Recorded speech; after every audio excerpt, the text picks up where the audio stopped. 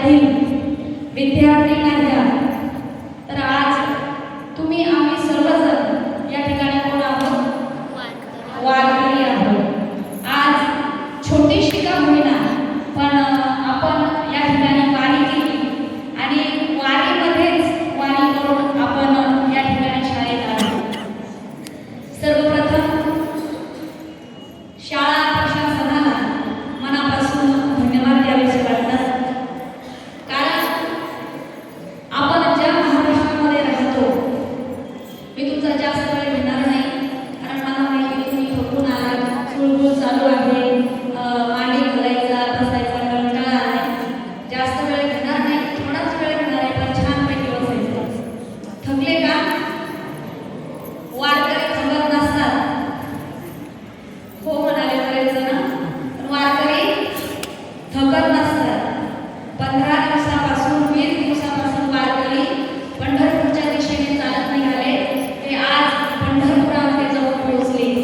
आपण आज सकाळी वारी करून आलो, त्याच्यामुळे थोडा वेळ आपण या ठिकाणी बसायचं शांतपणे। वारी हा शब्द अतिशय पवित्र पावन असा शब्द आहे आणि योगायोगाने मॅडम आपल्या गावाचं नाव वारी आणि पुढे काही बोलण्याच्या अगोदर मी तुम्हाला वारीविषयी एवढं सांगेन की गावाचं नाव आपल्या वारी आहे आणि वारी म्हटल्यानंतर मनुष्याच्या अंतःकरणामध्ये कोणती भावना जागृत होते।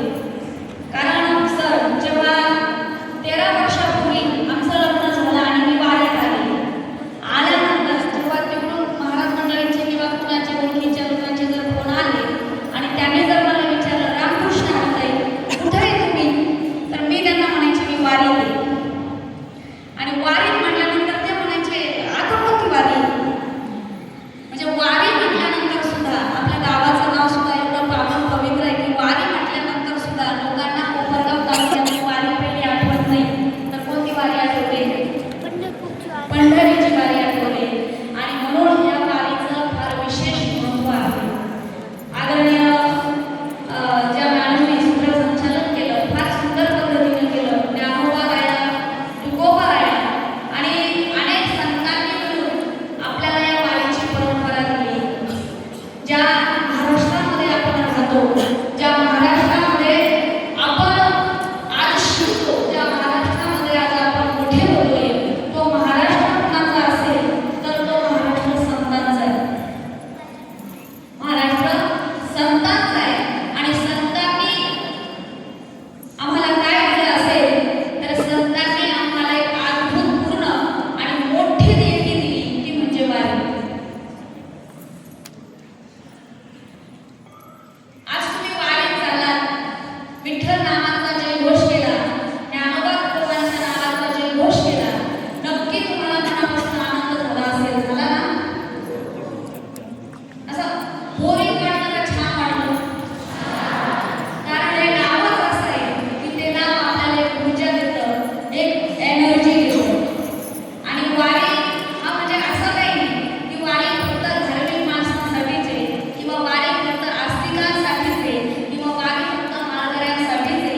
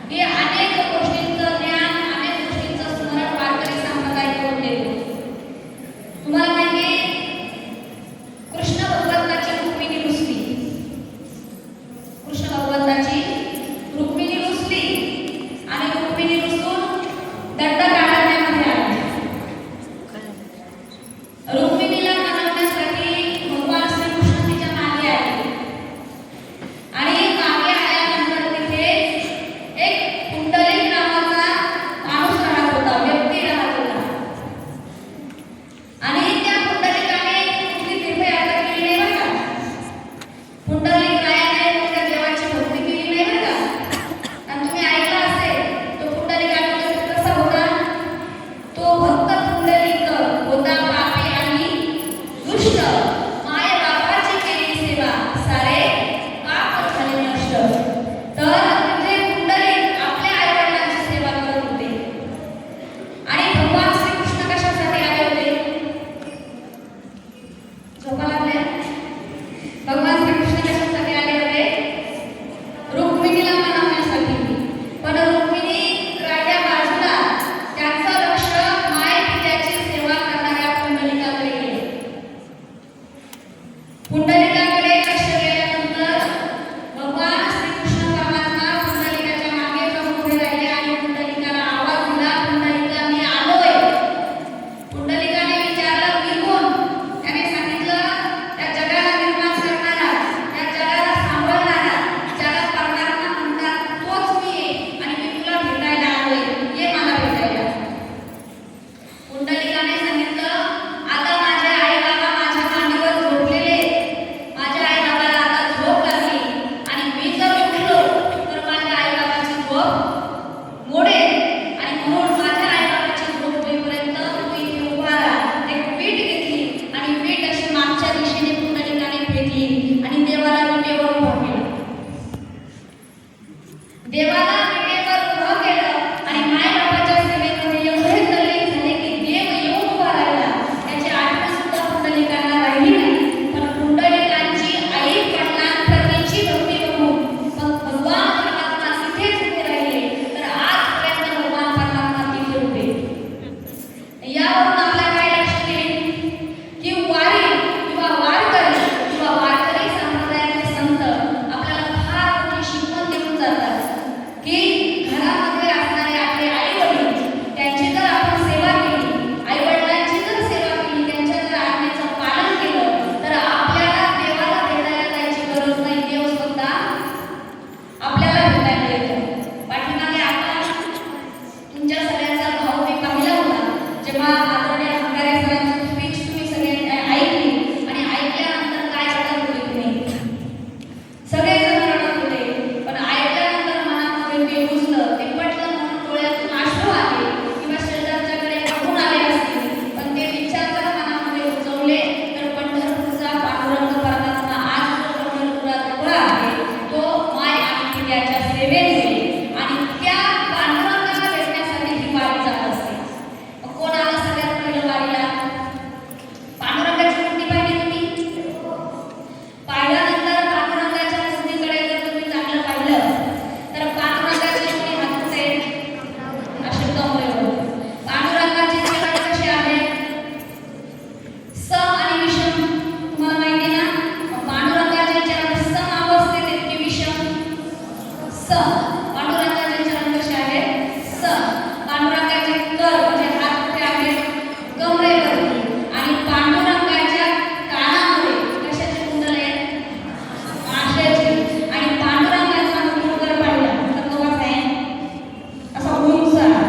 आता इथे आपण पांडुरंग परमात्मा बसले, मुकुट कसं आहे? असा उंच आहे. मग पांडुरंगाच्या मस्तकावरती मुकुटामध्ये वरती जर तुम्ही मुकुटाचा आकार पाहिला, की भविष्यात पंढरपुराला गेले घरच्यांसोबत तर लक्ष देऊन बघा, पांडुरंगाच्या मस्तकावर शिवलिंग आहे. काय? शिवलिंग म्हणजे महादेवाची पिंड. मग महादेवाची पिंड पांडुरंगाच्या मस्तकावर कुठून आली? तर पंढरपूरचे पहिले वारकरी कोण असतील तर ते भगवान शंकर आहेत. कोण आहे? भगवान शंकर. वारी आपण शब्दामध्ये सांगू शकतो की 800 वर्षापासून सुरू झाली. पण आमच्या तरुणांच्या भाषेत जर सांगायचं ठरलं तर आमचे नामदेव महाराज सांगतात जेव्हा इथे चराचर तेव्हा होते पंढरपूर. जेव्हा नव्हती गोदान तेव्हा होती चंद्रभागा.